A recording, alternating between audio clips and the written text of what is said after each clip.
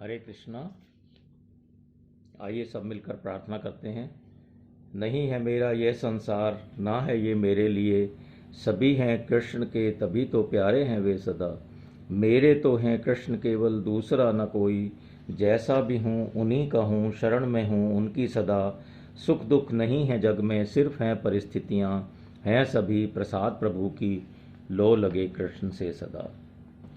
श्रीमद् भगवद गीता के आज के सत्र में हम 18वें अध्याय के 23वें श्लोक से आरंभ करने जा रहे हैं।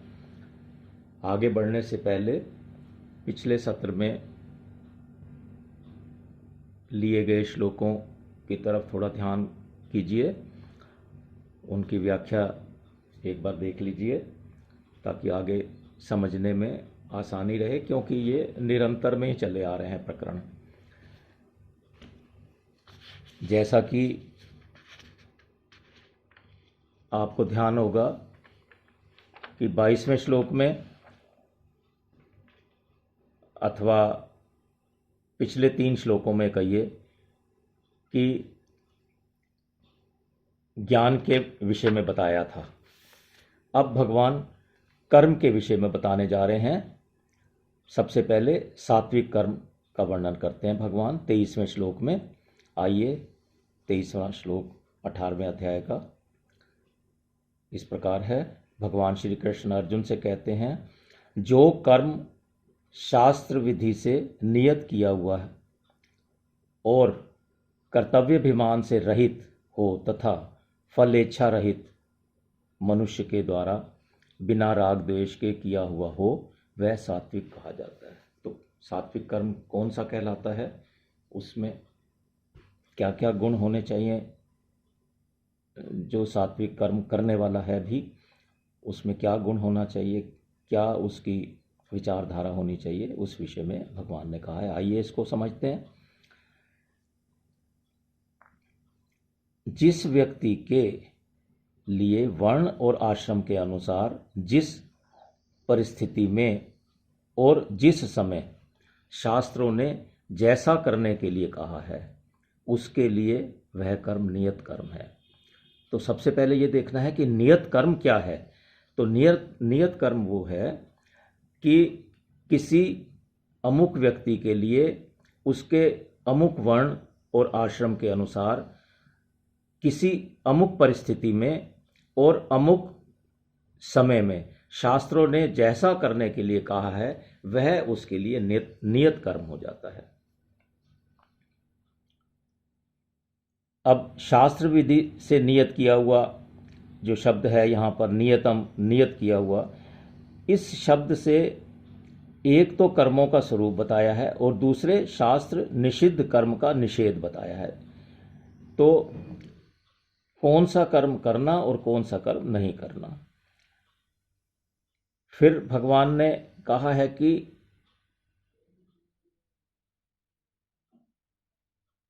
संग रहित होकर, अर्थात कर्तव्याभिमान से रहित होकर। तो इसका आशय यह है कि वह नियत कर्म कर्तव्याभिमान से रहित होकर किया जाए। नियत कर्म तो कर रहा है, लेकिन अगर उसमें कर्तव्याभिमान है, उसमें राग उत्पन्न हो गया है उस कर्म को, तो फिर वो सात्विक कर्म नहीं कहलाएगा। तो नियत कर्म कर्तव्याभिमान से रहित होकर किया जाए। कर्तव्याभिमान से रहित कहने का भाव है कि जैसे वृक्ष आदि में मूर्ता होने के कारण उनको कर्तव्य का भान नहीं होता, पर उनकी भी ऋतु आने पर पत्तों का झड़ना, नए पत्तों का निकलना, शाखा कटने पर घाव का मिल जाना, शाखाओं का बढ़ना, फल फूल इत्यादि लगना आदि सभी क्रियाएं समष्टि शक्ति के द्वारा अपने आप ही होती रहती हैं। ऐसे ही इन सभी शरीरों का बढ़ना, घटना, खाना पीना, चलना फिरना आदि सभी प्रकार की क्रियाएं समष्टि शक्ति के द्वारा अपने आप ही हो रही हैं। इन क्रियाओं के साथ ना अभी कोई संबंध है, ना पहले कोई संबंध था, और ना ही आने वाले समय में कभी कोई संबंध होगा। इस प्रकार जब साधक को प्रत्यक्ष अनुभव हो जाता है, तो फिर उसमें कर्तव्य कर्तत्व नहीं रहता, अर्थात कर्ता का भाव नहीं रहता। कर्तृत्व ना रहने पर उसके द्वारा जो कर्म होता है वह संग रहित अर्थात कर्तव्याभिमान रहित ही होता है। फिर भगवान ने आगे श्लोक में कहा है कि बिना राग द्वेष के किया हुआ हो। तो इसका भी आशय समझते हैं। इसका आशय यह है कि राग द्वेष रहित होकर कर्म किया जाए, अर्थात कर्म का ग्रहण राग पूर्वक ना हो और कर्म का त्याग द्वेष पूर्वक ना हो। कर्म करने के जितने साधन यानी कि शरीर, इंद्रियां, अंतःकरण, मन, बुद्धि इत्यादि, इनमें भी राग द्वेष नहीं होना चाहिए। फिर आगे श्लोक में एक बात भगवान ने की है कि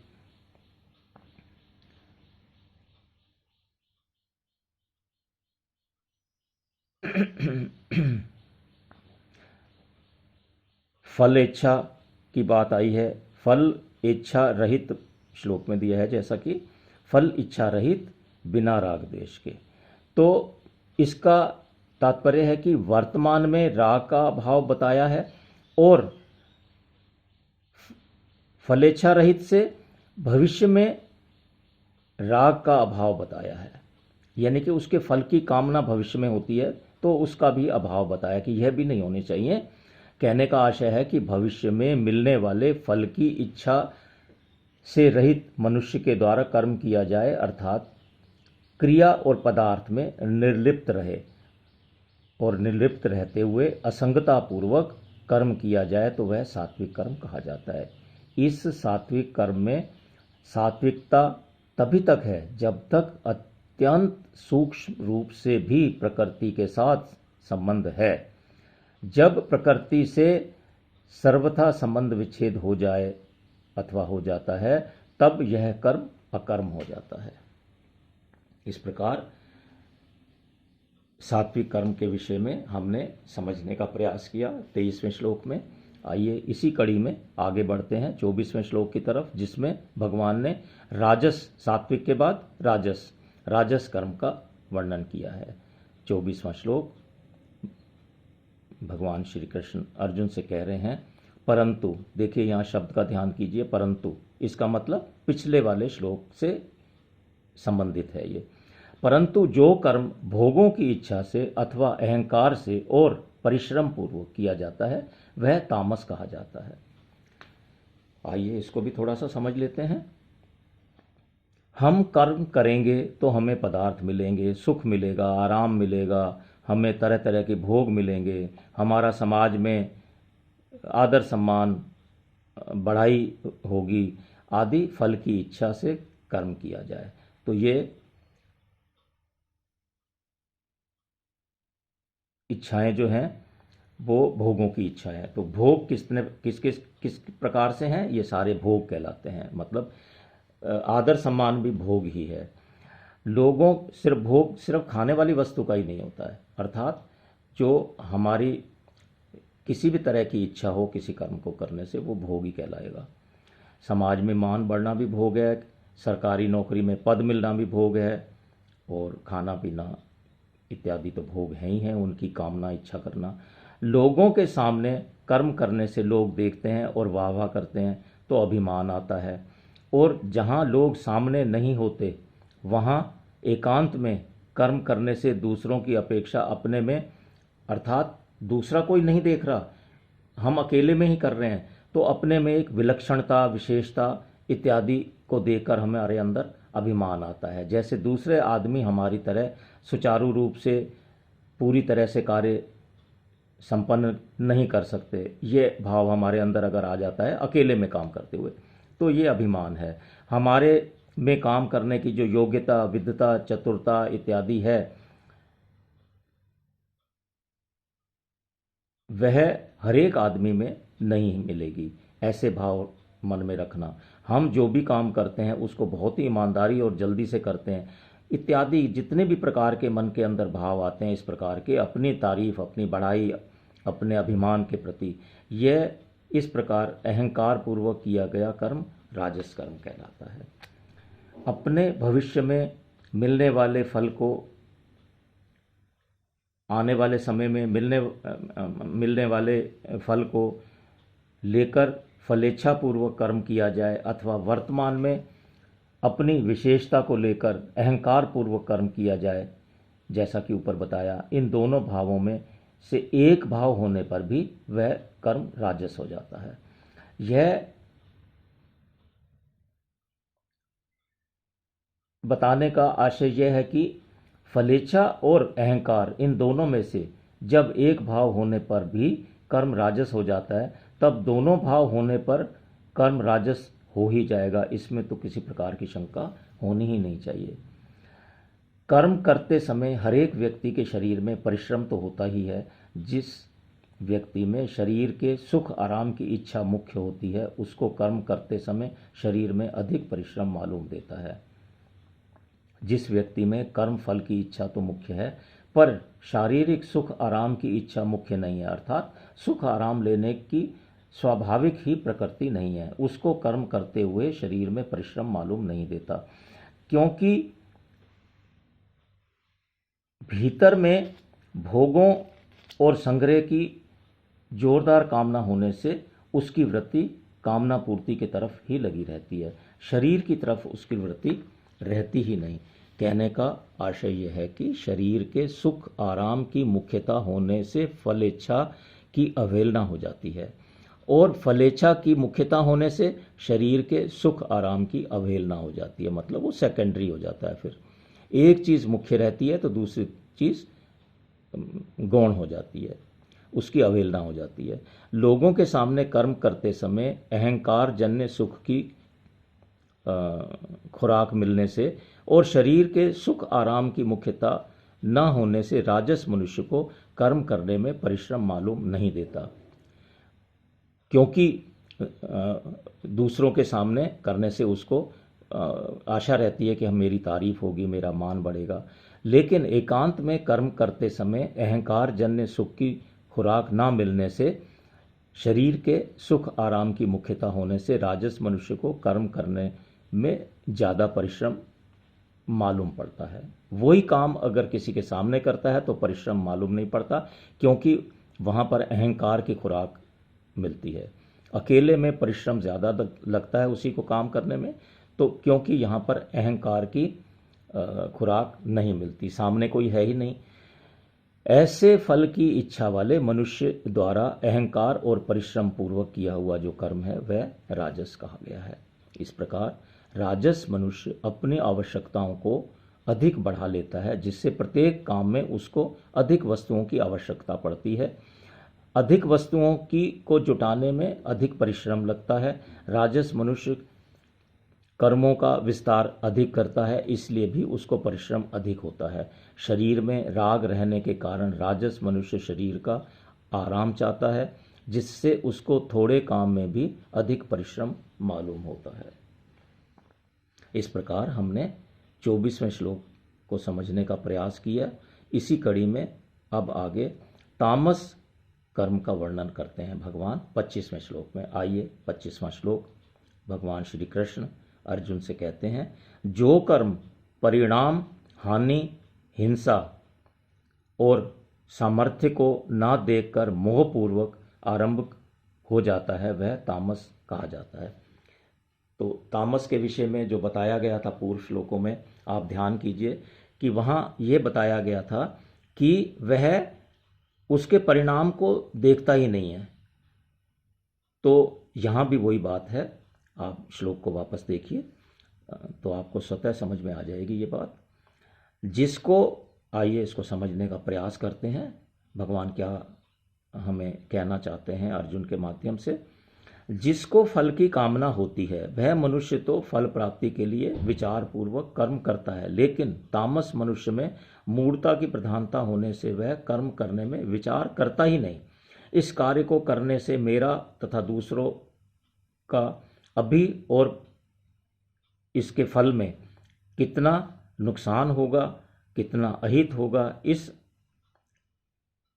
विषय में वो सोचता ही नहीं है। अर्थात परिणाम को ना देखकर वह कार्य आरंभ कर देता है। इसका फल क्या मिलेगा, अच्छा बुरा किसी को हानि होगी, मुझे हानि होगी, वो इस विषय में सोचता ही नहीं है। हानि क्या है इसको देखते हैं। इस कार्य को करने से अपने और दूसरों के शरीरों की कितनी हानि होगी, धन और समय का कितना खर्चा होगा, इससे दुनिया में मेरा कितना अपमान, निंदा, तिरस्कार आदि होगा, मेरा लोक परलोक बिगड़ जाएगा। इस प्रकार के नुकसान को ना देखकर ही वह कार्य आरंभ करता है। हिंसा क्या है इस विषय में देखते हैं। जो श्लोक में शब्द आए हैं, हानि, हिंसा, तो इनको देख लेते हैं। इस कर्म से कितने जीवों की हत्या होगी, कितने श्रेष्ठ व्यक्तियों के सिद्धांतों और मान्यताओं की हत्या होगी। देखो ये भी हत्या है, कितने श्रेष्ठ व्यक्तियों के सिद्धांतों की और मान्यताओं की हत्या होगी। हमारे जो ग्रंथ हमें बता गए हैं उनकी भी हत्या होगी। दूसरे मनुष्यों की मनुष्यता की कितनी भारी हिंसा हो जाएगी। अभी के और भावी जीवों के शुद्ध भाव, आचरण, वेशभूषा, खान पान आदि की कितनी भारी हिंसा हो जाएगी। इससे मेरा और दुनिया का कितना अधोपतन होगा, आदि हिंसा को ना देखकर ये वह कार्य करता है। हमारे आचरण को देखकर, इस प्रकार के आचरण को, तामस आचरण को, तामस कर्म को देखकर आगे आने वाले भावी पीढ़ियां भी उसी को अगर अनुसरण करेंगी तो वो भी इसमें शामिल किया गया है, हिंसा में ही। उनका भी तो हिंसा होगी, वो भी तो अपने कर्तव्य से गिर जाएंगे। इस काम को करने में मेरे अंदर कितनी योग्यता है, कितना बल है, कितना सामर्थ्य है, मेरे पास उतना समय भी है कि नहीं है इस काम को करने के लिए, कितनी बुद्धि की आवश्यकता है, कितनी कला है मुझे मेरे में इस काम को करने की, कितना ज्ञान है आदि अपने पुरुषार्थ को न देखकर ही वह कार्य आरंभ कर देता है। एक बार उसमें कूद जाता है, क्या होगा क्या नहीं होगा उस विषय में कभी सोचता नहीं। तामस मनुष्य, जैसा कि भगवान ने कहा है, मोहपूर्वक आरंभ किया जाता है। तो इसका आशय हम समझते हैं। तामस मनुष्य कर्म करते समय उसके परिणाम, उसके होने वाले नुकसान, हिंसा और अपनी सामर्थ्य का कुछ भी विचार न करके जब जैसा मन में भाव आया उसी समय बिना विवेक, बिना विचार के, बिना सोचे समझे, बिना आगा पीछा देखे इस प्रकार कार्य कर बैठता है वो शुरू। इस प्रकार किया गया कर्म तामस कहलाता है। अतः हमने देखा कि तामस मनुष्य अपनी शक्ति, परिणाम आदि का विचार ना करके मूढ़ता से काम करता है। आपने बहुत ही एक प्रसिद्ध पद सुना होगा, बिना विचारे जो करे सो पाछे पछताए, काम बिगाड़े आपनो जग में होत हंसाए। ये सारी की सारी बातें अभी अभी मैंने बताई हैं। जग में भी हंसाई होती है। जग में होत हंसाए, चित्त में चैन न पावे, खान पान सम्मान राग रैग मन नहीं भावे, कह गिरधर कविराय, कर्म गति टरत न तारे, खटकत है जिये माहे, कियो जो बिना विचारे। पर तामस मनुष्य के तो मन में खटकता ही नहीं है कि मैंने क्या किया। वह स्वाभाविक ही ऐसे काम करता है जिससे दूसरों को बाधा पहुंचे। जैसे रास्ते में खड़े होकर बात करने लग जाए और रास्ते में साइकिल खड़ी कर देना, सड़क के बीच में आने जाने वालों को कष्ट हो, दूसरों को लगने वाली बाधा की तरफ उसका ध्यान ही नहीं जाता। सात्विक स्वभाव स्वतः उत्थान की तरफ जाता है। राजस स्वभाव में उन्नति रुक जाती है, एक स्टेज नीचे।